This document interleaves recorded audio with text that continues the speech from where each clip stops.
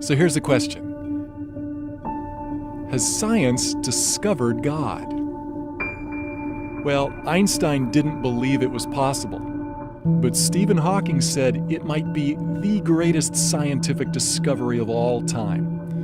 So, what discovery has baffled the greatest scientific minds of the past century, and why has it caused them to rethink the origin of our universe? Well, new and more powerful telescopes have unlocked mysteries about our universe never before revealed, giving us amazing new scientific insight into the origin of life. Has science discovered God? But wait a minute. Hasn't science proven we don't need God to explain the universe? What is it about this discovery that is so fundamentally different, and why has it stunned the scientific world? Well, this discovery, along with what molecular biologists have learned about the sophisticated coding within DNA, have many scientists now admitting that the universe and life itself appear to be part of a grand design. One cosmologist put it this way: many scientists, when they admit their views, incline toward the design argument. Surprisingly, many scientists who are now talking about God have no religious belief whatsoever. So, what are these stunning discoveries that have scientists suddenly speaking of God? Well, there are three revolutionary discoveries from the fields of astronomy and molecular biology that really stand out. 1, the universe had a beginning. 2, the universe is just right for life. And 3, DNA coding reveals intelligence. The statements leading scientists have made about these discoveries may shock you. Let's take a look. The universe had a one-time beginning. Since the dawn of civilization, man has gazed in awe at the stars, wondering what they are and how they got there. Although on a clear night the unaided human eye can see only about 6,000 stars, Hubble and other powerful telescopes reveal there are a billion trillion stars clustered in over 100 billion galaxies. In fact, our sun is like one grain of sand amidst the world's beaches. But prior to the 20th century, the majority of scientists believed our own Milky Way galaxy was the entire universe, and that only about 100 million stars existed. Most scientists of the past believe that our universe never had a beginning. They believed that mass, space, and energy that compose our entire universe had always existed. But in the early 20th century, astronomer Edwin Hubble discovered that the universe is expanding. Rewinding the process mathematically, he calculated that everything in the universe, including matter, energy, space, and even time itself, actually had a beginning. Well, shockwaves hit the scientific community. Many scientists, including Einstein, reacted negatively. In what Einstein later called the biggest blunder of my life, he fudged the equations to avoid the implication that the universe had a beginning. Well, perhaps the most vocal adversary of the idea that the universe had a beginning was British astronomer Sir Frederick Hoyle, who sarcastically nicknamed the creation event a Big Bang. He stubbornly held to his steady-state theory that the universe had always existed. Well, so did Einstein and other scientists until the evidence for a beginning became overwhelming. The logical conclusion was like the proverbial elephant in the room, namely that something or someone beyond scientific investigation must have started it all. Then finally, in 1992, the COBE satellite experiments proved that the universe really did have a one-time beginning in an incredible flash of light and energy. Although some scientists called it the moment of creation, most preferred referring to it as the Big Bang. Astronomer Robert Jastrow tries to help us imagine how it all began. The picture suggests the explosion of a cosmic hydrogen bomb. The instant in which the cosmic bomb exploded marked the birth of the universe. So the conclusion is, everything in the universe came from nothing. Science is unable to tell us what or who caused the universe to begin, but some believe it clearly points to a creator.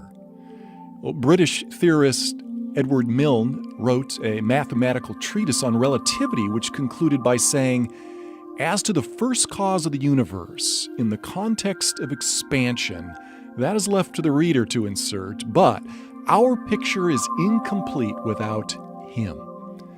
Another British scientist, Edmund Whittaker, attributed the beginning of our universe to divine will constituting nature from nothingness. Many scientists were struck by the parallel of a one-time creation event from nothing with the biblical creation account in Genesis 1:1. Prior to this discovery, many scientists regard the biblical account of creation from nothing as unscientific. Although he called himself an agnostic, Robert Jastrow was compelled by the evidence to admit, now we see how the astronomical evidence leads to a biblical view of the origin of the world. Another similar statement came from agnostic George Smoot, the Nobel Prize-winning scientist in charge of the COBE experiment. He put it like this: "There is no doubt that a parallel exists between the Big Bang as an event and the Christian notion of creation from nothing." Scientists who used to scoff at the Bible's account of creation are now admitting that the biblical concept of creation from nothing has been right all along. Cosmologists who specialize in the study of the universe and its origins soon realized that a chance cosmic explosion could never bring about life any more than a nuclear bomb would, unless it was precisely engineered to do so. And that meant a designer must have planned it. They began using words like super intellect, creator, and even supreme being to describe this designer. Why is this? Because the universe is finely tuned for life. Physicists calculated that for life to exist, gravity and the other laws of physics that govern our universe needed to be intricately tuned just right, or our universe couldn't exist. For instance, did you know that if the expansion rate of the universe had been slightly weaker, gravity would have pulled all matter back into a big crunch? We're not talking about merely a 1 or 2% reduction in the universe's expansion rate. Stephen Hawking writes, "If the rate of expansion 1 second after the Big Bang had been smaller by even 1 part in 100,000 million, the universe would have recollapsed before it ever reached its present size."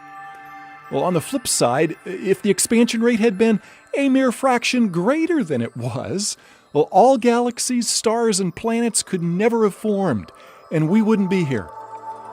And for life to exist, the conditions in our solar system and our own planet also need to be just right. For example, we all realize that without an atmosphere of oxygen, none of us would be able to breathe. And without oxygen, water couldn't exist. Without water, there would be no rainfall for our crops. Other elements such as hydrogen, nitrogen, sodium, carbon, calcium, and phosphorus are also essential for life. But that alone is not all that's needed for life to exist. The size, temperature, relative proximity, and chemical makeup of our planet, sun, and moon also need to be just right. And there are dozens of other conditions that needed to be exquisitely fine-tuned, or we wouldn't be here to think about it. Scientists who believe in God may have expected such fine-tuning, but atheists and agnostics were unable to explain the remarkable, quote-unquote, coincidences. Theoretical physicist Stephen Hawking, an agnostic, writes, "The remarkable fact is that the values of these numbers seem to have been very finely adjusted to make possible the development of life." It all brings us to one question: the universe, accident or miracle? But couldn't this fine-tuning be attributed to chance? After all, odds makers know that even long shots can eventually win at the racetrack, and against heavy odds, lotteries are eventually won by someone. So, what are the odds against human life existing by chance from a random explosion in cosmic history? Well, for human life to be possible from a big bang utterly defies the laws of probability. One astronomer calculates the odds at less than one chance in a trillion.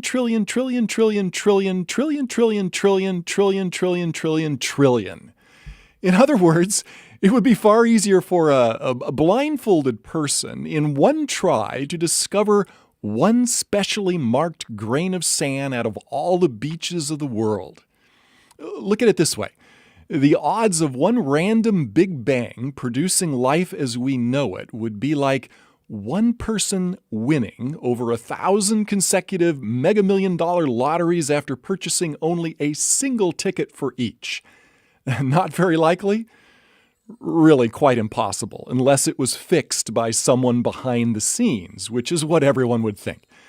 And that is what many scientists are concluding. Someone behind the scenes designed and created the universe. Well, this new understanding of how miraculous human life is in our universe led the agnostic astronomer George Greenstein to ask, is it possible that suddenly, without intending to, we've stumbled upon the scientific proof of the existence of a supreme being? However, as an agnostic, Greenstein maintains his faith in science rather than a creator to ultimately explain our origins. Robert Jastrow explains why some scientists are reluctant to accept a transcendent creator. He says, there is a kind of religion in science. It is the religion of a person who believes there is order and harmony in the universe. This religious faith of the scientists is violated by the discovery that the world had a beginning under conditions in which the known laws of physics are not valid, and as a product of forces or circumstances we cannot discover. When that happens, the scientist has lost control. If he really examined the implications, he would be traumatized. Well, it's understandable why scientists like Greenstein and Hawking seek other explanations rather than attribute our finely tuned universe to a creator. Hawking speculates that other unseen and unprovable universes may exist, increasing the odds that one of them, like ours, is perfectly fine-tuned for life. However, since his proposal is speculative and outside of verification, it can hardly be called scientific. Although he's also an agnostic, British astrophysicist Paul Davies dismisses Hawking's idea as too speculative. He writes, such a belief must rest on faith rather than observation.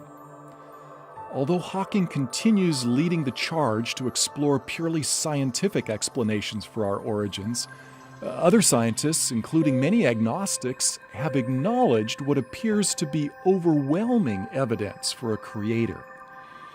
Astronomer Frederick Hoyle wrote, a common sense interpretation of the facts suggests that a super intellect has monkeyed with physics as well as chemistry and biology, and that there are no blind forces worth speaking about in nature. Although Einstein wasn't religious and didn't believe in a personal God, he called the genius behind the universe an intelligence of such superiority that compared with it, all the systematic thinking and acting of human beings is an utterly insignificant reflection. Atheist Christopher Hitchens, who spent much of his life writing and debating against the existence of God, was most perplexed by the fact that life couldn't exist if things were different by just 1 degree or 1 hair. Davies acknowledges, there is for me powerful evidence that there is something going on behind it all. It seems as though somebody has fine-tuned nature's numbers to make the universe. The impression of design is overwhelming. But astronomy is not the only area where science has discovered evidence for design. There is another discovery DNA, the language of life. As recent as 1953, molecular biologists discovered intricately complex design in the microscopic world of DNA. This tiny molecule has been called the brains behind each cell in our body, as well as every other living thing. Yet the more they discover about DNA, the more amazed they are at the brilliance behind it. Scientists who believe the material world is all that exists, like Richard Dawkins, argue DNA evolved by natural selection without a creator. Yet even most ardent evolutionists admit that the origin of DNA's intricate complexity is unexplainable. DNA's intricate complexity caused its co-discoverer, Francis Crick, to believe that it could never have originated on Earth naturally. Crick, an evolutionist, believed life is too complex to have originated on Earth and must have come from outer space. He wrote, "An honest man, armed with all the knowledge available to us now, could only state that, in some sense, the origin of life appears at the moment to almost be a miracle. So many are the conditions which would have had to have been satisfied to get it going." The coding behind DNA reveals such intelligence that it staggers the imagination. A mere pinhead volume of DNA contains information equivalent to a stack of paperback books that would encircle the Earth 5,000 times. And DNA operates like a language with its own extremely complex software code. Microsoft founder Bill Gates says that the software of DNA is far, far more complex than any software we have ever developed. Richard Dawkins and other evolutionary biologists believe that all this complexity originated through natural selection. Yet, as Crick, a Nobel Prize winner, remarked, natural selection could never have produced the first molecule. Many scientists believe that the coding within the DNA molecule points to an intelligence far exceeding what could have occurred by natural causes. In the early 21st century, noted atheist Anthony Flou's lifelong unbelief came to an abrupt end when he studied the remarkable intelligence behind DNA. Flou explains what changed his position. "What I think the DNA material has done is to show that intelligence must have been involved in getting these extraordinarily diverse elements together. The enormous complexity by which the results were achieved looked to me like the work of intelligence. It now seems to me that the finding of more than 50 years of DNA research have provided materials for a new and enormously powerful argument to design." Although Flou was not a Christian, he admitted that the software behind DNA is far too complex to have originated without a designer. All this scientific evidence leads us to honestly consider that life and the universe have the fingerprints of a creator. Are scientists now convinced that a creator has left his fingerprints on the universe? Although many scientists are still bent on squeezing God out of the universe, most recognize the religious implications of these new discoveries. In his book, The Grand Design, Stephen Hawking, who doesn't believe in a personal God, attempts to explain why the universe doesn't need God. Yet when faced with the evidence, even Hawking has also admitted there must be religious overtones. But I think most scientists prefer to shy away from the religious side of it. As an agnostic, world-renowned astronomer Robert Jastrow had no Christian agenda behind his conclusions. However, he freely acknowledges the compelling case for a creator. He writes of the shock and despair experienced by scientists who thought they had squeezed God out of their world. These are his words. "For the scientist who has lived by his faith in the power of reason, the story ends like a bad dream. He has scaled the mountains of ignorance. He's about to conquer the highest peak. And as he pulls himself over the final rock, he is greeted by a band of theologians who have been sitting there for centuries. So, what if, after all, there is a creator? If there is a superintelligent creator, the question arises, what is he like? Is he just some cosmic force like in Star Wars, or is he a personal being like us? Well, since we're personal and relational beings, wouldn't the one who created us also be personal and relational? Many scientists, like Arthur L. Shavlov, professor of physics at Stanford University and winner of the Nobel Prize in Physics, believe that these new discoveries provide compelling evidence for a personal God. He writes, "It seems to me that when confronted with the marvels of life in the universe, one must ask why and not just how. The only possible answers are religious. I find a need for God in the universe and in my own life." If God is personal, and since He has given us the ability to communicate, wouldn't we expect Him to communicate with us and let us know why we are here? Well, as we've seen, science is unable to answer questions about God and the purpose for life. However, since the Bible was right about creation from nothing, might it also be trustworthy regarding God, life, and purpose? 2,000 years ago, a man set foot on our planet who claimed to have the answer to life. Although his time on Earth was brief, his impact changed the world and is still felt today.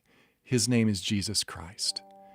The eyewitnesses to Jesus Christ tell us that He continually demonstrated creative power over nature's laws. They tell us He was wise, humble, and compassionate. He healed the lame, deaf, and blind. He stopped raging storms instantly, created food for the hungry on the spot, turned water into wine at a wedding, and even raised the dead. Not only that, they claimed after His brutal execution that He Himself rose from the dead. They also tell us that Jesus Christ is the one who flung the stars into space, fine-tuned our universe, and created DNA. Could He be the one of whom Einstein unknowingly referred to as the superintelligence behind the universe? Could Jesus Christ be the one of whom Sir Frederick Hoyle unknowingly referred to as having monkeyed with physics, chemistry, and biology? Has the mystery of who is responsible for creating our universe and the intelligence behind DNA been revealed in the following account from the New Testament? Now Christ is the visible expression of the invisible God. He existed before creation began, for it was through Him that everything was made, whether spiritual or material, seen or unseen. Through Him and for Him also were created power and dominion, ownership and authority. In fact, every single thing was created through and for Him. Life from nothing began through Him, and life from the dead began through Him, and He is, therefore, justly called the Lord of all. Jesus spoke with authority about God's love for us and the reason He created us. He said He has a plan for our lives, and that plan centers on a relationship with Him. But for that relationship to be possible, Jesus had to die on the cross for our sins, and it was necessary for Him to rise from the dead so that we too could have life after death. As the Creator, Jesus certainly would have power over life and death, and those closest to Him claim they saw Him alive after He died and was buried for 3 days. If they were wrong, then Christianity has been founded upon a lie.